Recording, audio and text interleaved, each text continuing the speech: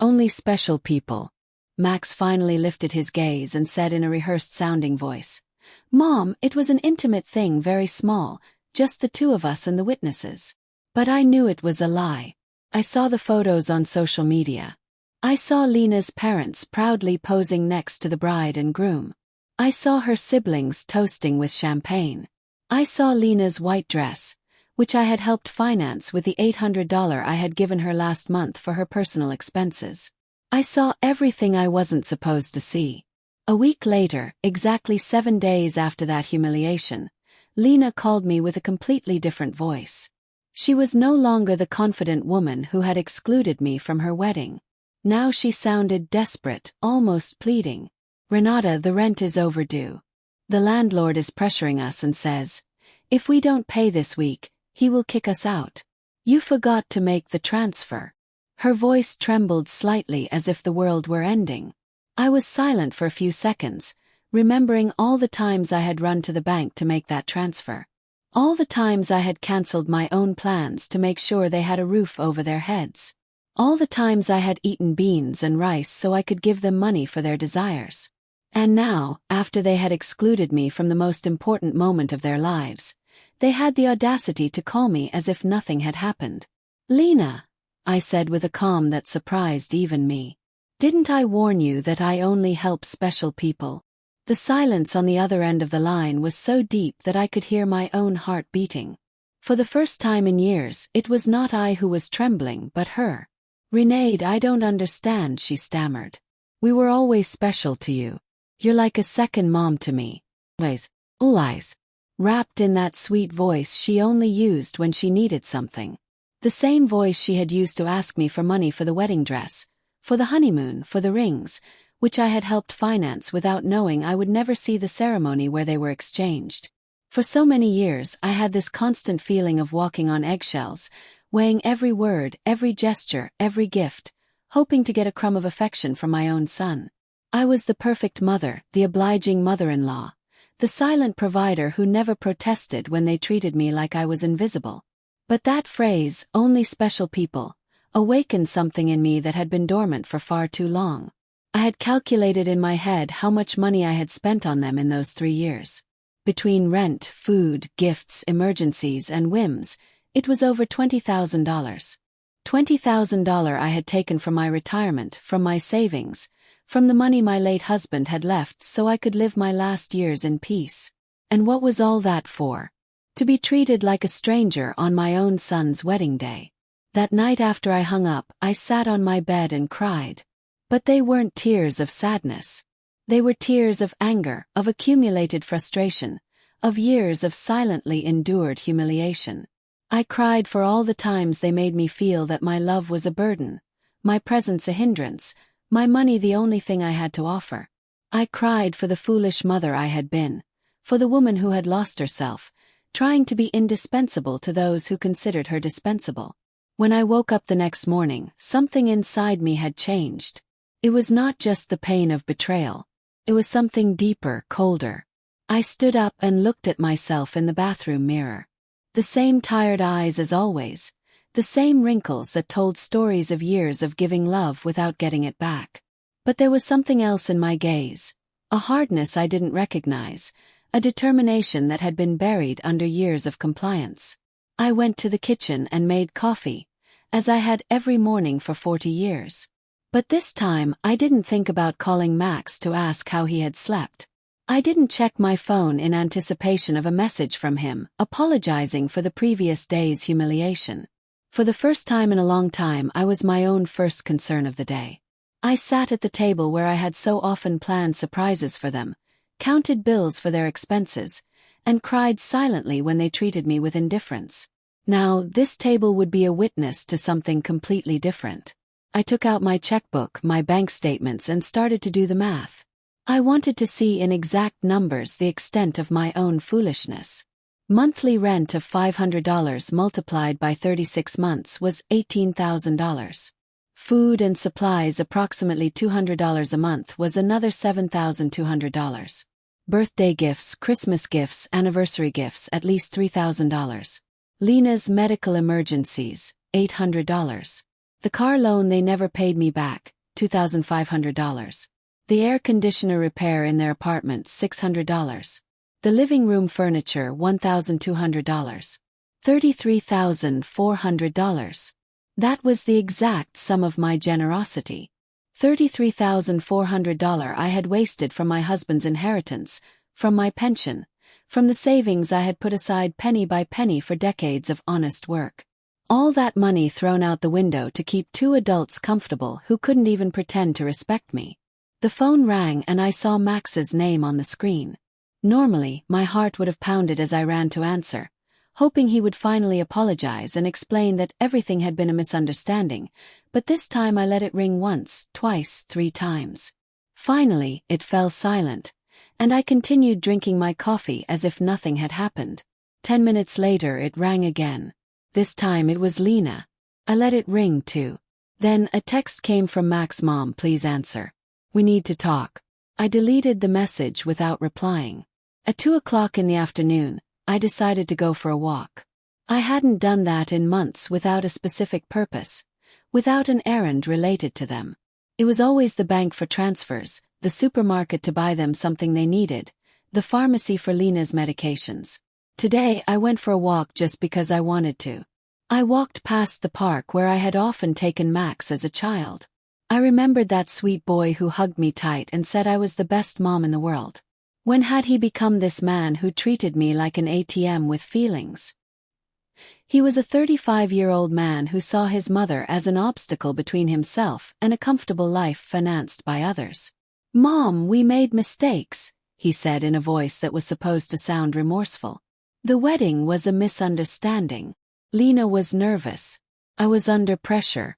"We can fix this if you just become reasonable again." Reasonable.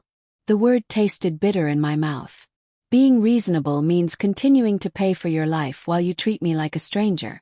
It means pretending it doesn't hurt to have been excluded from the most important day of my only son's life. Mr. Fisher packed his papers with the efficiency of someone who is used to having proposals rejected. "Mrs. Richter, this is not over. Your family has legal options. If you are indeed making irrational decisions due to mental health problems, a judge can determine that you need guardianship." His words were like a blow. I realized this was not just a manipulative family visit. It was a real legal threat. They wanted to declare me incompetent to manage my own affairs.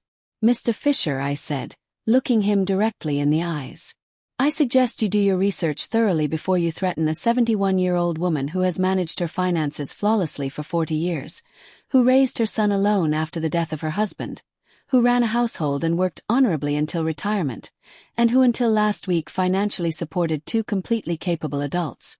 Lena stopped crying and looked at me with a coldness that finally showed her true face.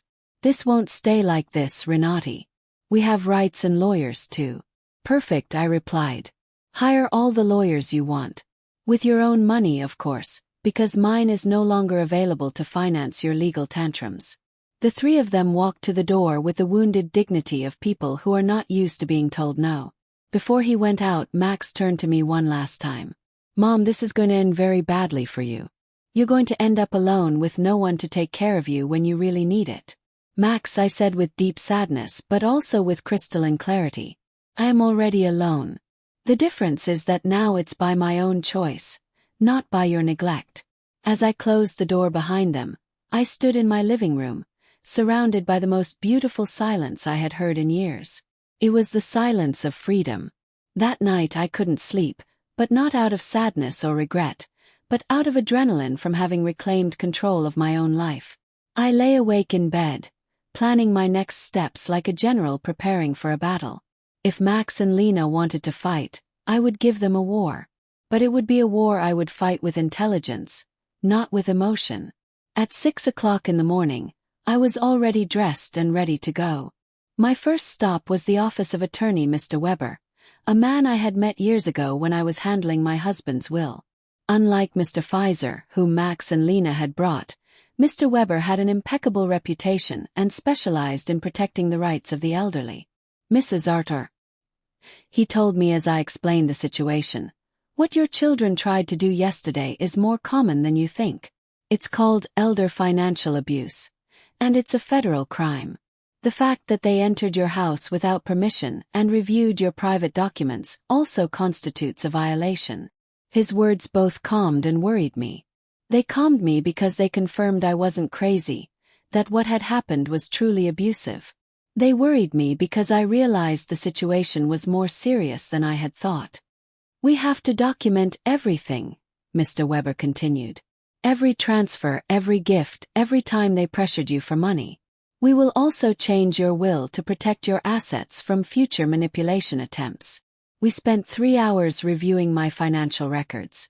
Mr. Weber whistled when he saw the total sum, $33,400 in 3 years.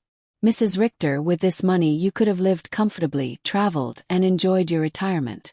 Instead, you completely financed the lives of 2 adults who didn't even respect you enough to invite you to their wedding. When I left Mr. Weber's office, I had a complete plan. First, I would change all the locks on my house.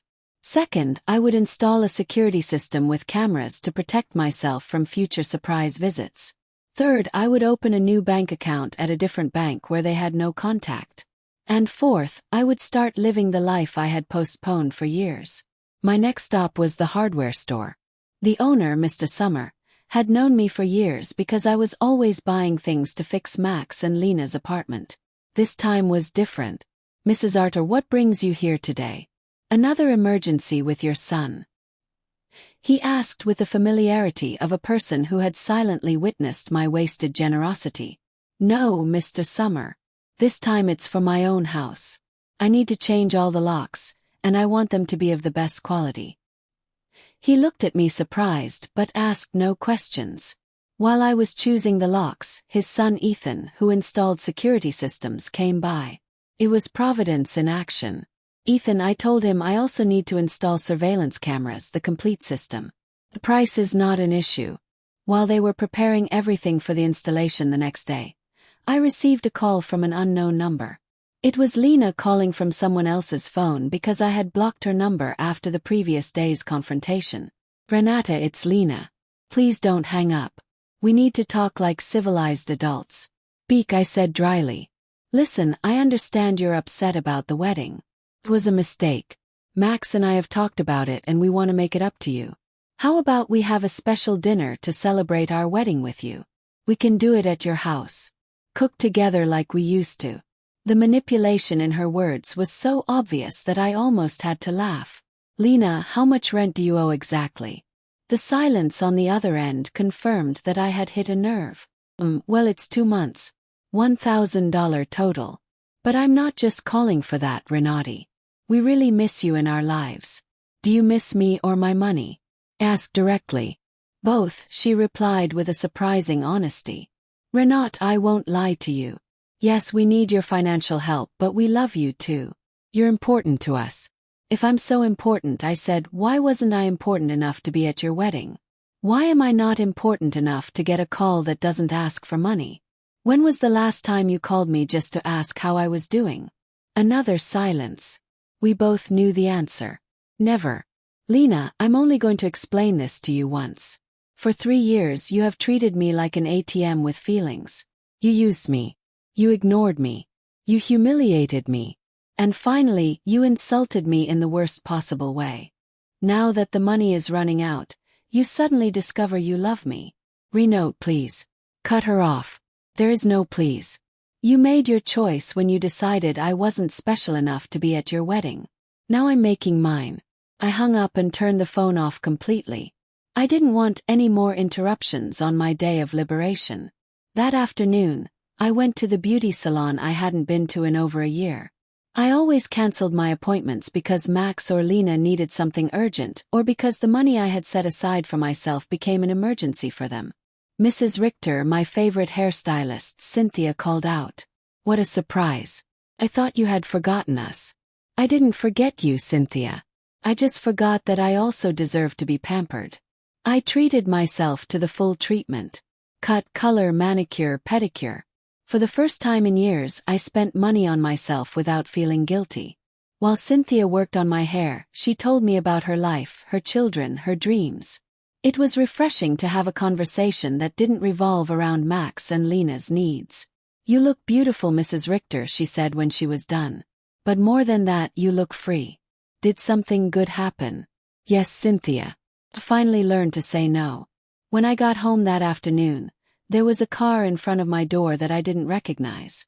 My heart raced for a moment, thinking Max and Lena might have come back with reinforcements, but as I got closer, I saw an older woman sitting on the steps of my porch. Mrs. Richter, she asked as I got out of the car. Yes, that's me. Can I help you? I'm Ella Lehner Brooks. I live next door.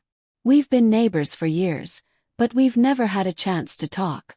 Yesterday, I heard very loud voices in your house, and I got worried. Is everything okay? Her sincere concern touched me deeply. Here was a stranger who showed more interest in my well-being than my own son. Come in, Mrs. Brooks. I'll make you a coffee, and I'll tell you a story you won't believe.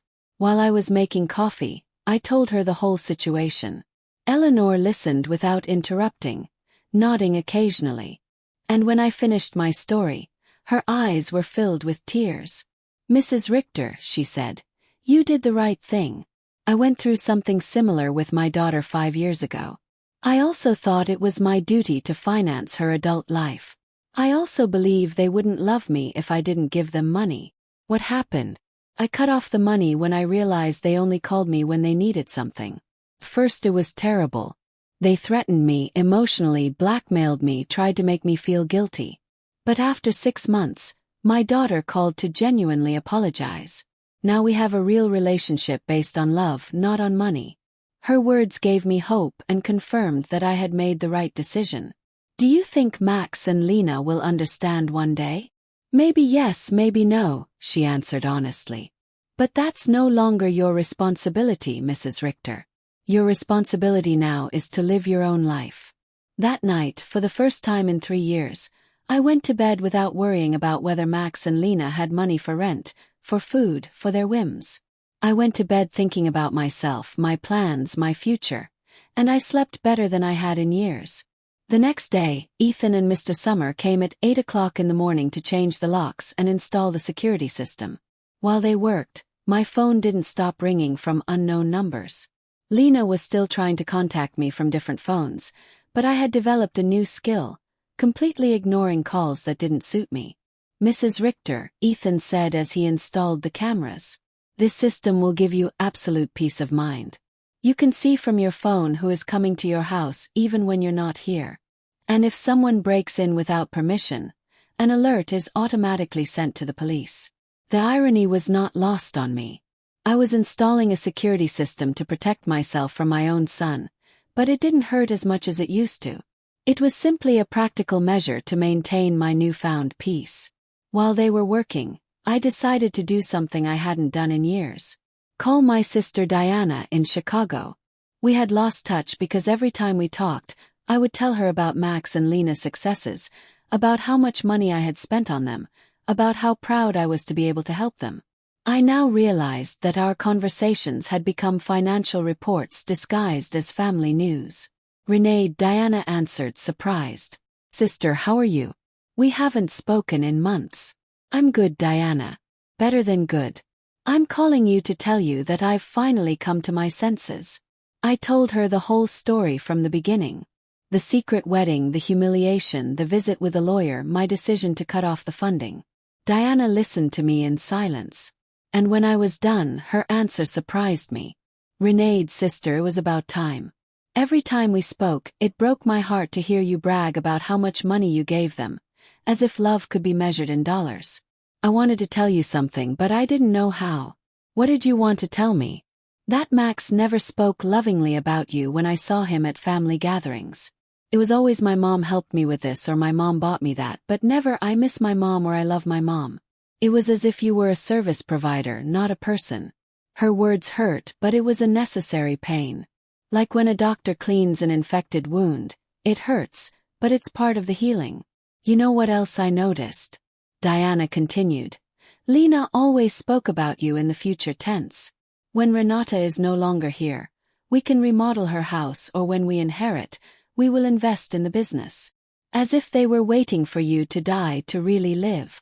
This revelation hit me like a bucket of ice water. They didn't just see me as an ATM. They saw me as a temporary obstacle between them and their money. While I was trying to make them happy, they were planning their future without me. After talking with Diana, I sat in my kitchen processing all this information. Years of marriage to a man who truly loved me, 35 years of raising my son alone after my husband's death, and 3 years of financing 2 adults who saw me as a $100,000 obstacle. The doorbell rang, and on the new cameras I saw it was Ella Lehner with a mug in her hands. I opened the door and she handed me a fresh brewed coffee. "I thought you might need some company after everything you told me yesterday," she said with that sincere smile I had already come to appreciate. We sat in my living room and Eleanor told me more details from her own experience. "My daughter said the exact same thing to me that Lena says to you. You're like a second mom to me. We're special to you. Everything will be ours one day anyway." Those are rehearsed phrases, Mrs. Richter. They learned them from the Emotional Manipulation Handbook. "Do you think such a handbook exists?" I asked half jokingly. "Not officially, but it seems everyone reads from the same book. Chapter 1 is Make Her Feel Indispensable. Chapter 2 is Create Constant Financial Emergencies. Chapter 3 is When She Resists, Question Her Mental Health." We laughed, but it was a bitter laugh. It was both funny and tragic to recognize such predictable patterns in our own children's behavior. "Did you ever feel guilty for cutting off the money?" asked Eleanor. "Every single day for the first 3 months," she answered honestly. "But then I started to see the results. It's our duty to investigate." "What family?" Mr. Weber asked dryly. "The same family that tried to get her to sign a power of attorney without representation. The same family that broke into her house without permission and checked her private documents. The same family that excluded her from important events while living off her money." Mr. Weber took a folder from his briefcase and placed it on the table. "Here I have complete documentation of my client's financial and emotional abuse. $33,400 that were withdrawn from her accounts in 3 years. Systematic social exclusion and emotional blackmail. If someone needs to be investigated here, it is not my client." Mrs. Schmidt reviewed the documents with growing discomfort.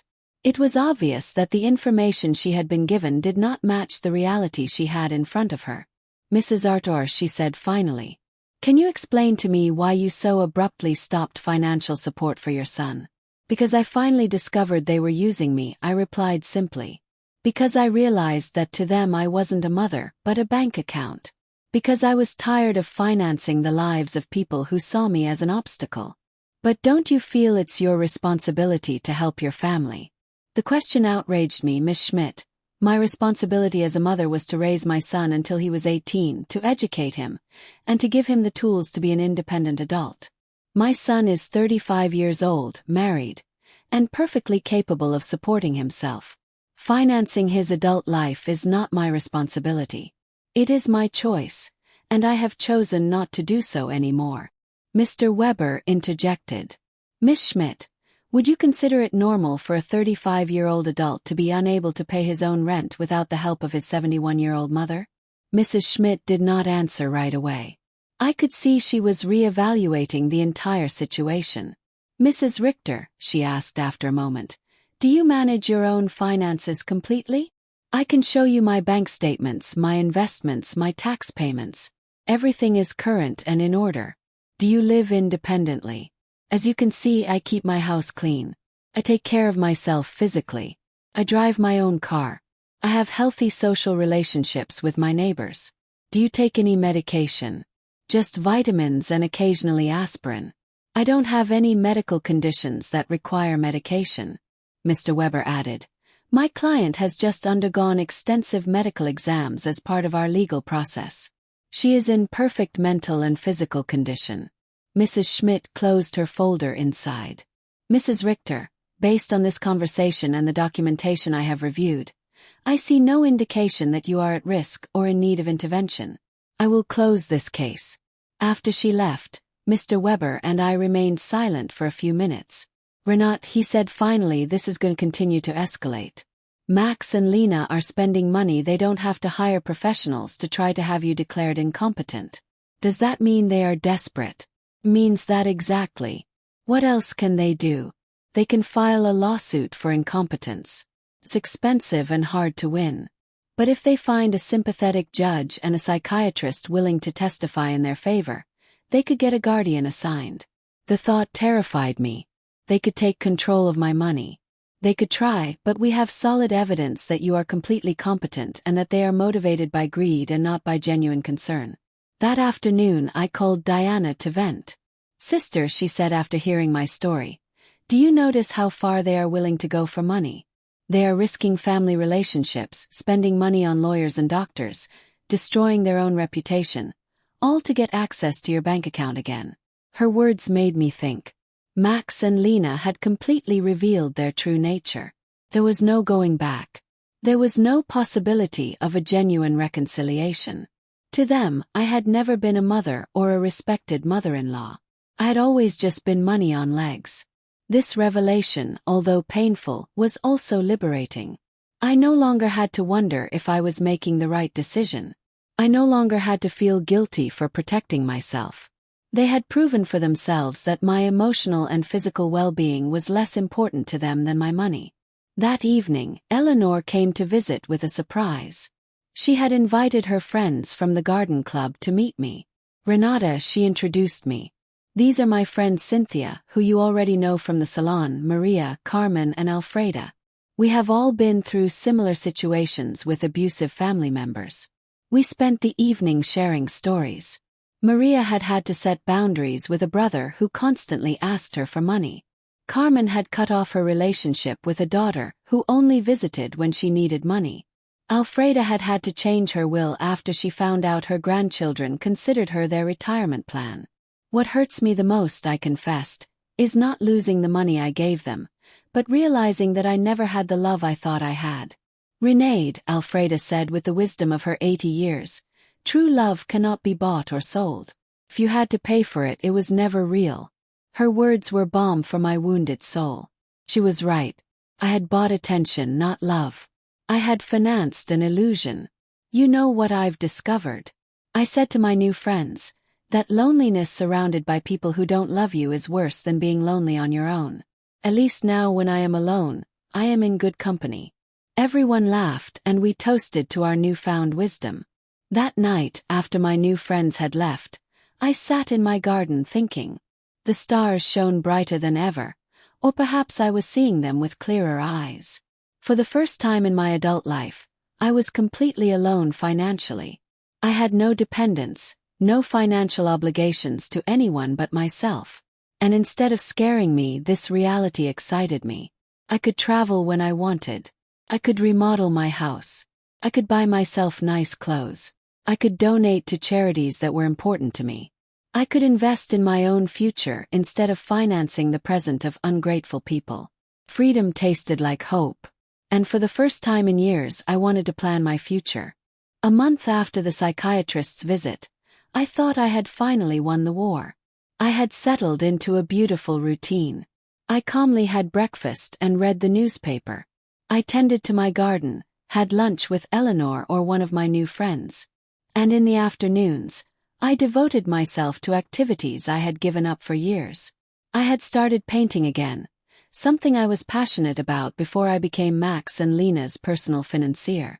But on a Thursday morning, while I was painting flowers on my new easel, Mr. Weber came to my house with a grim expression that made my blood run cold. Renedy, we need to talk. Max and Lena have filed a formal lawsuit for mental incompetence in family court. They are requesting to have a legal guardian assigned to you. The words fell on me like stones. I knew it was a possibility, but hearing it out loud made it terrifyingly real. Does that mean they can take control of my money? If a judge determines that you are unable to manage your affairs, yes, he could place Max as your legal guardian, which would give him full control over your finances. I sat down heavily on my sofa, feeling the weight of the deepest betrayal I had experienced in my life. My own son was trying to legally declare me incompetent to steal my money.